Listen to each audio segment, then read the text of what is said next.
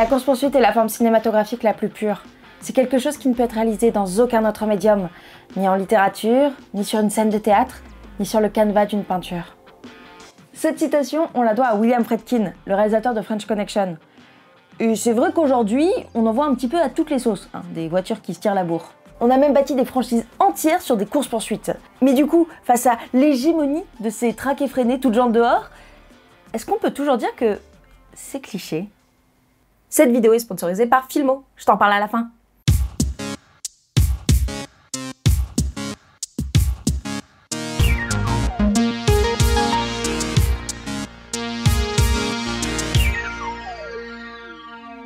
Les courses-poursuites en voiture, ou car chase en anglais, normalement tout le monde voit à peu près ce que c'est. Une voiture est poursuivie par une autre, ou par une moto, un camion, parfois un hélicoptère, ou même des trucs un petit peu plus chelous. En général, il y a de la casse, des étals de fruits et légumes qui volent à tout va, et des crissements de pneus à s'en percer les tympans. Elle est très dure à dire cette phrase, des crissements de pneus à s'en percer les tympans. Beaucoup de patata. Et donc, comme le dit si bien William Friedkin, la course-poursuite est un procédé inhérent au cinéma. Avant ça, le divertissement, c'était l'opéra ou le théâtre. Donc difficile de montrer deux personnes qui se coursent sur une scène. Ça devient vite un genre de bénil rétrogradé, vu qu'on n'a pas vraiment la place pour se déplacer. Et bon, bien sûr, on oublie les voitures sur scène. Mais au cinéma, c'est différent. Avec la multitude de plans et de décors, on peut imaginer des scénarios de course-poursuite comme dans la vraie vie. Mais alors, du coup, quand est-ce qu'on a commencé à jouer aux petites voitures qui vont très vite sur grand écran? Eh ben le Friedkin, il avait raison. Parce qu'il n'a pas fallu attendre très longtemps pour que le cinéma tout juste naissant invente les courses-poursuites en voiture. On retrouve le tout premier exemple en 1903, avec Runaway Match du Britannique Alf Collins. L'histoire est assez simple. Deux amoureux s'enfuient en voiture pour se marier, poursuivis par le père de la fiancée. Bon, le daron arrive trop tard pour empêcher le mariage, mais il se réconcilie finalement avec son gendre et ils partent tous heureux à bord de l'auto familiale. Simple et efficace, oui, on est quand même en 1903, faut pas l'oublier. Notons aussi que c'est quand même l'un des premiers films à vraiment utiliser la technique du travelling, en déplaçant la caméra pour suivre la voiture, et à faire des champs contre champs entre les deux bolides. On est quand même sur un film assez révolutionnaire pour l'époque. Il y a même une petite explosion quand la voiture du papa tombe en panne, élément classique des futures courses-poursuites du cinéma. Mais si on connaît maintenant l'origine et ce que ça donne sur l'écran, on connaît moins la mécanique pour filmer tout ça. Mécanique, voiture, vroom, tu l'as? J'adore l'humour. Pendant très longtemps, les courses-poursuites de cinéma se ressemblaient un peu toutes. On filmait les poursuivants en plan large et en extérieur, avec des cascadeurs professionnels au volant. Et quand on voulait faire un gros plan sur l'acteur, on tournait ça en studio, parce que les caméras étaient trop grosses pour être placées dans les voitures.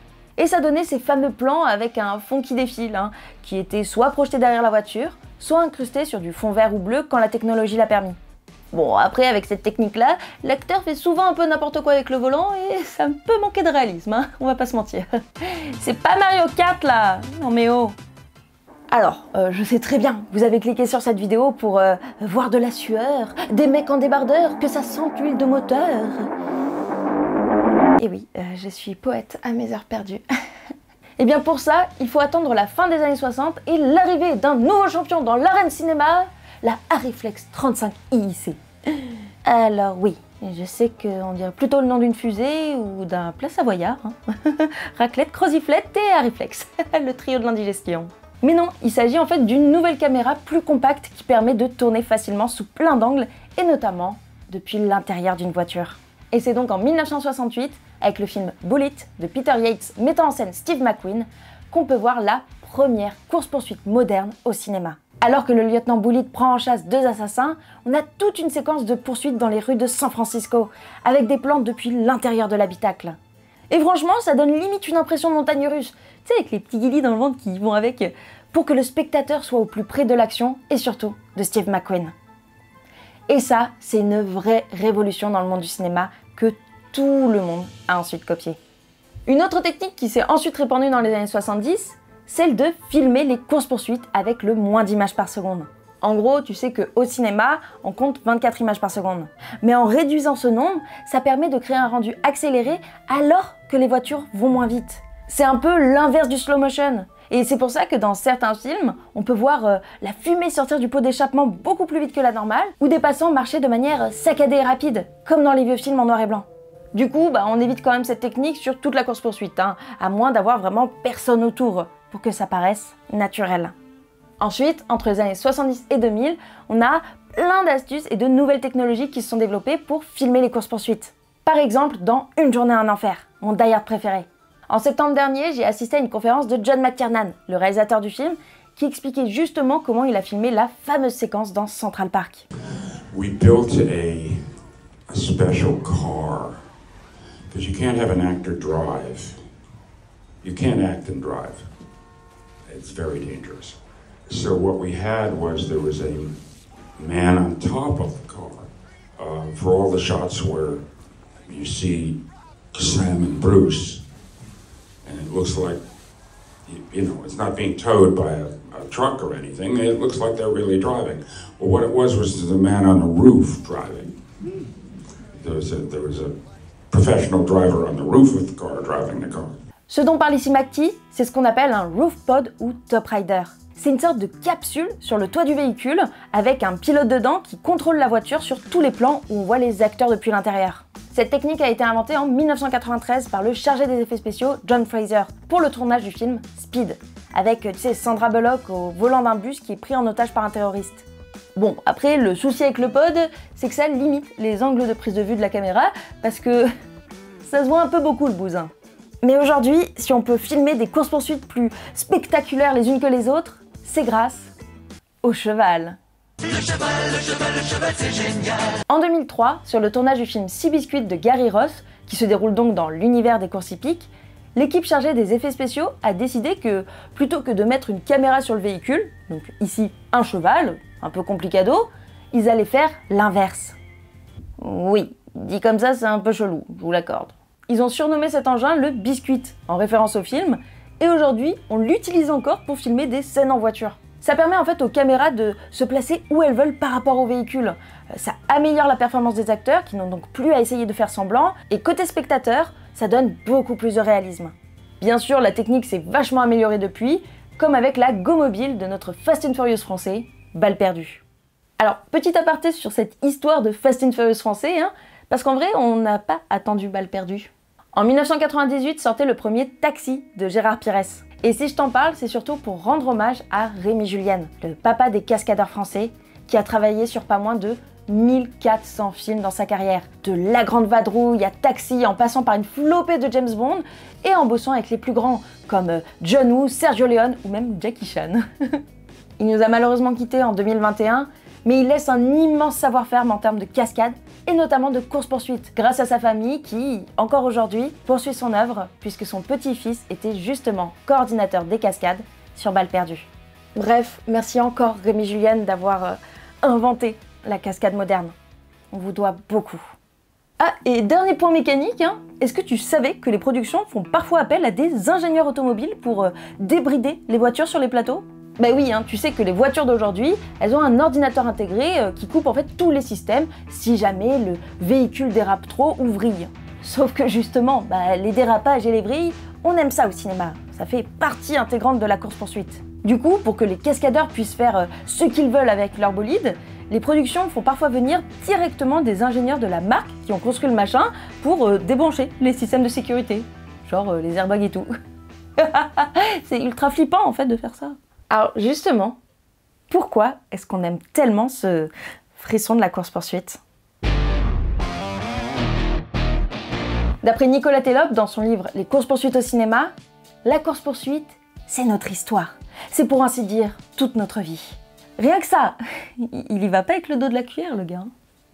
Il s'explique, nous courons tous après quelque chose, de la même façon qu'il nous arrive d'être poursuivis par une idée, un sentiment, un souvenir, plus souvent que par quelqu'un.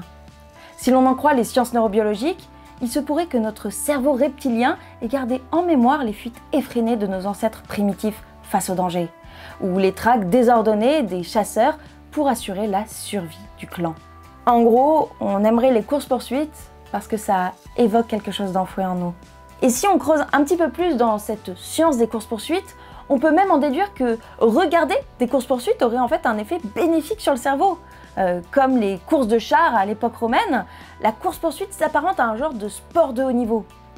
Une étude japonaise de l'université de Waseda en 2024 a prouvé que regarder du sport à la télé, alors plutôt les sports populaires comme le foot ou la F1, déclenche des circuits de récompense du cerveau et procure ainsi un sentiment de bien-être chez le spectateur. Bon après, faut pas se mentir non plus, c'est un cliché qui plaît surtout aux fans de vroom vroom.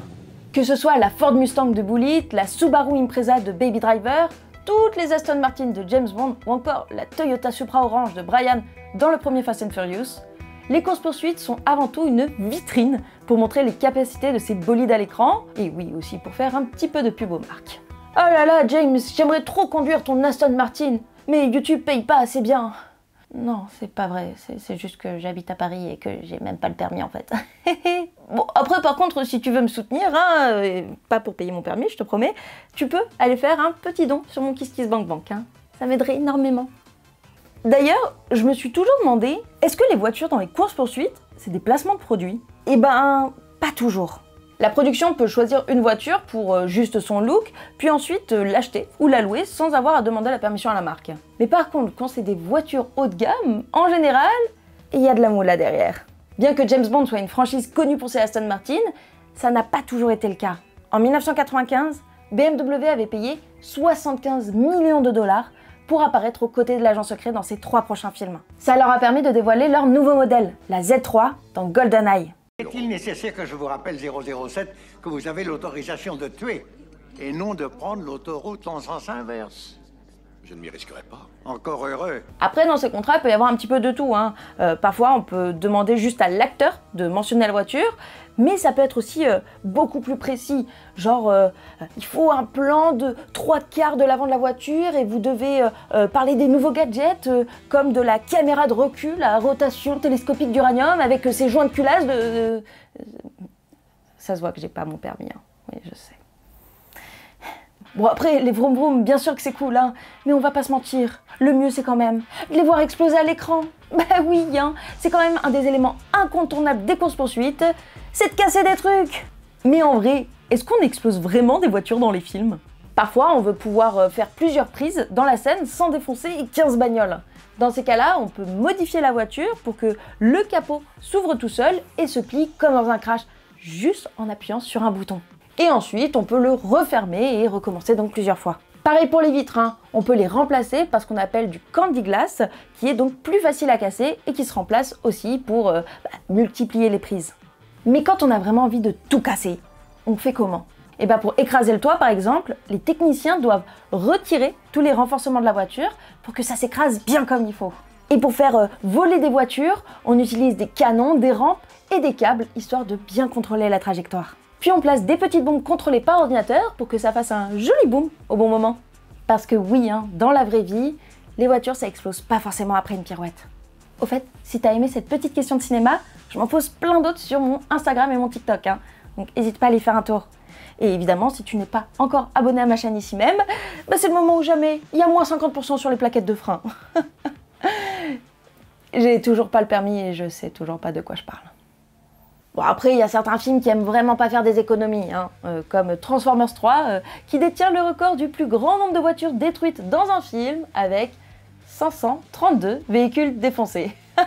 Bravo Michael Bay, vraiment le roi de l'explosion à tout va toi. Sinon, c'est Vin Diesel qui est l'acteur le plus destructeur de vroom vroom, avec pas moins de 61 voitures détruites à lui tout seul. Donc quand même la moitié sur Fast 5. Bon, les jolies voitures qui font boom, c'est rigolo. Mais qu'est-ce qui rend vraiment ces séquences aussi cool? Au cinéma, il existe plusieurs techniques pour que le spectateur reste en haleine durant toute la durée de la course. Déjà, les décors. Les courses-poursuites dans le désert, oui, c'est sympa, c'est vrai. Mais quand c'est en plein cœur de Paris, ça rajoute quand même un petit truc, non? Bon, après, les réalisateurs jouent un peu sur la logique géographique, puisqu'ils décident parfois de faire passer les bolides d'une rue à l'autre sans que ça soit très cohérent. J'avais justement refait tout le parcours de Mission Impossible 6 dans les rues de Paris, et noté quelques petites incohérences, on va dire. Ouais, une ou deux. Une autre technique à ne pas oublier, c'est celle du son. Du splash. Alors non, je suis pas bruiteuse, Ça s'entend quand même. Un effet que j'aime tout particulièrement, c'est celui de l'effet Doppler. C'est la modification apparente de la fréquence d'une onde provoquée par le déplacement de l'observateur par rapport à la source. Oh, bien sûr, ça saute aux yeux, c'est l'effet Doppler. En gros, le son varie en fonction de la distance de la source sonore et de l'observateur, donc le véhicule. Et ça crée cette distorsion ultra spatialisante qui évoque la vitesse aussi bien que l'image et permet aux spectateurs de s'immerger encore plus dans la course-poursuite. Mais la meilleure technique, celle qui marche pour tous les clichés, c'est surtout celle de raconter une histoire. La course-poursuite doit avoir une raison d'être pour qu'on s'y intéresse. Et il faut que le personnage qui conduise traverse une épreuve personnelle ou soit dans un état particulier. Après, la course-poursuite en elle-même peut aussi raconter une histoire, hein.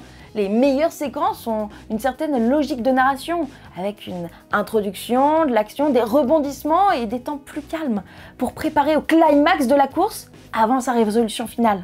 Et tout ça mélangé en font un véritable objet d'art et donne raison à Friedkin, la course-poursuite est la forme cinématographique la plus pure.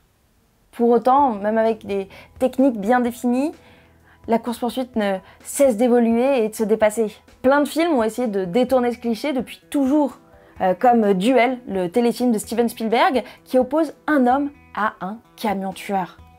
On voit jamais le chauffeur du camion, hein, et on ne connaît même pas ses motivations, mais c'est ça qui le rend encore plus menaçant. La franchise Fast and Furious, bien sûr, que je t'avoue, j'ai découvert exprès pour faire cette vidéo. Hein. Si c'est pas de l'implication, ça, elle essaie toujours de se réinventer avec des cascades de plus en plus folles et en ajoutant de nouveaux éléments grandioses, comme des hélicos, des avions ou même des voitures dans l'espace. On peut aussi par exemple citer Boulevard de la Mort de Quentin Tarantino, qui réussit à rendre une course-poursuite sur une autoroute déserte complètement dingue grâce à la performance incroyable de la cascadeuse Zoé Bell, accrochée au capot de la voiture. Ou encore, plus récemment, Baby Driver d'Edgar Wright, qui fait en fait de la course-poursuite un véritable ballet musical en calant toutes les cascades sur une bande-son limite jukebox. Et aujourd'hui, on innove encore et toujours avec des techniques de studio, de décors projetés comme dans les années 50, mais avec des LED pour rendre le truc encore plus réaliste. Mais du coup, si autant de films pensent détourner le cliché, est-ce qu'ils le détournent vraiment? S'il y a plus d'exceptions à la règle qu'il n'y a de films qui suivent la règle, est-ce qu'il existe vraiment encore une règle? Ce que j'essaye de dire, c'est que c'est peut-être parce que justement, ce cliché se renouvelle sans cesse qu'il est aujourd'hui aussi présent. Un genre de cliché emblématique du cinéma qu'on essaierait toujours d'améliorer parce que ça nous procure du plaisir, parce que oui, c'est un sport de haut niveau et parce que c'est un des rares clichés qui n'existent qu'au cinéma. Bon alors, on se les regarde où maintenant ces courses-poursuites dans les films? Comme toujours, c'est possible grâce à Filmo, mon partenaire de tournage sur les C-clichés. Meilleure plateforme française de streaming, tu as un choix à volonté de films entre ceux proposés en abonnement et ceux à la carte qui te permettront de développer encore et toujours ta cinéphilie. Avec Rush de Ron Howard, on a Daniel Brühl et Chris Hemsworth qui se coursent pour le sport et ça me suffit. Voilà, c'est tout, c'est l'info. Brühl et Hemsworth. Dans Crash de David Cronenberg, où les accidents de voiture titillent les protagonistes, ça donne des courses-poursuites pleines d'ardeur, on va dire. Et enfin, dans La course à la mort de l'an 2000 de Paul Bartel, tout est dans le titre. Hein. Là, pour le coup, ça garantit des courses-poursuites absolument incroyables. Et avec le code FilmoXLamanie, tu as accès à un mois offert sur Filmo, et je te mets évidemment le lien en description. Et maintenant, tu sais comment réaliser et analyser les meilleures scènes de course-poursuite du cinéma. Et sur ce, moi, je vais peut-être aller passer mon permis. Ça peut être utile. C'est laquelle la pédale de frein déjà? Eh merde.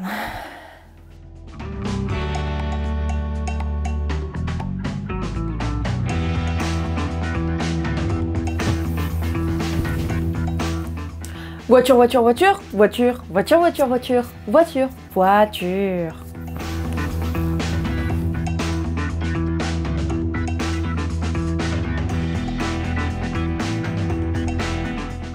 Et en général, il y a de la casse, des étals de fruits et légumes qui volent à tout va, et des crissements de pneus à s'en taper.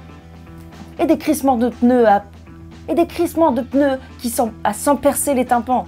Et des crissements de pneus à s'en percer les tympans. Beaucoup de patata.